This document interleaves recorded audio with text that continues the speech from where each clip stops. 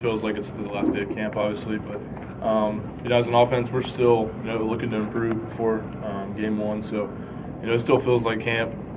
We're still doing everything we can. Obviously, tomorrow school starts, so they'll probably start feeling a little bit different then. But as of right now, we just gotta keep improving as an offense, and there's just the fine-tuned things in the offense that we need to kind of iron out. How do you think the offensive line did? It wasn't one of our best outings. We kind of let the offense down. Had a lot of drop balls just from the quarterback and center exchange.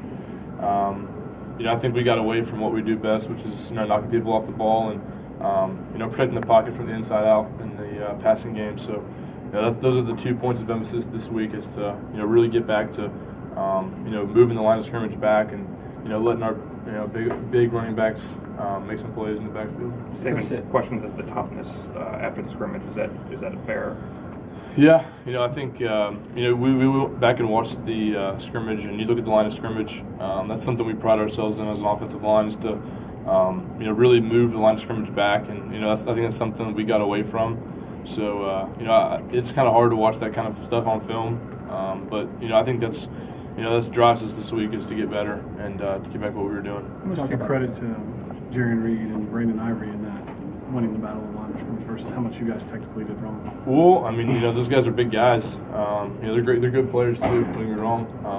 But we, that's what, as an offensive line, that's what we pride ourselves in. No matter how big they are, if they're fast, they move fast, or if they're big and they're two-gapping guys, we should be able to move them off the ball. That doesn't take anything away from Brandon Ivory or Reed. Those guys are really good players and they're big guys, and we got to get after it this week. You talked about the box snaps. What happened there, and how did you fix that? You just keep working on it. It's kind of, it just kind of happens when you have new quarterbacks in there. And it wasn't as many as we usually had, so it's just something that we just got to iron out this week, and we'll be fine. It's good to get Leon back. Yeah, it is. He kind of had that unfortunate injury, so he was always competing, and he still is right now. But it's good to have another guy out there that he's got some experience, and he's an older guy. Obviously hasn't been in the system as long, but he's a big part of what we do as an offense, and I think he can really help us. You were able to watch Blake all spring over summer.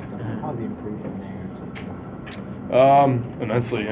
He's taken on a leadership role, at least a vocal role on the offense, and between him and Jacob, they're huge competitors, and that's all you want as a quarterback when you get up to the line of scrimmage, and you got those two guys behind you. You know that they're going to give you everything they got, and as an offensive line, it's awesome that we can work for someone like that, and whoever wins the job, I know that they're going to do a great job competing for us. In terms of playing with knowledge and throwing the ball out and stuff, what do you see from that?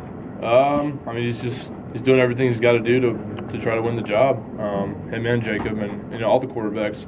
When you step in to play quarterback for this offense, that you're going to need to know the entire offense in and out. And every quarterback has tried to do that, and they're still working on it every day. Nobody's perfect on offense, and everybody's going to have a bad day, but it's how you overcome that. And they're both huge competitors, so that's what they've done.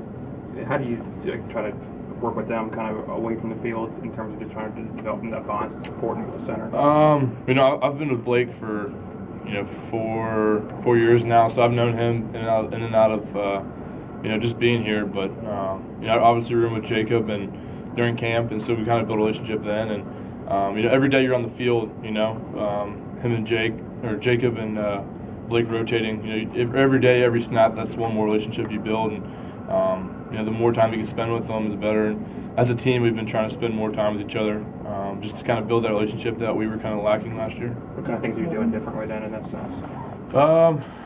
You look at the bucket challenge, like something as small as that means more. That means more than a lot of things that we've ever done as a team. As a team that we can get off the field and still help everybody out, or help like a great cause. It kind of comes out of us and into something else, something bigger than what we are. Things like that where, somebody might overlook that as an outside person, but, that just helps you build a team. We haven't had a chance to meet Kobe yet. Can you tell us a little bit about what he's like away from the field? Well, I think Shepard, I was talking to Shepard earlier today, and he's, he's a little bit of a country guy, obviously being down from down south. You know, he's a big hunter and fisherman, so you know, he's a good guy. Not really much into technology, just you know, a good guy that you know you always want on your side. But you know, he's a hard worker, and you know that's what you want as a player. Thanks, Ryan. Thanks.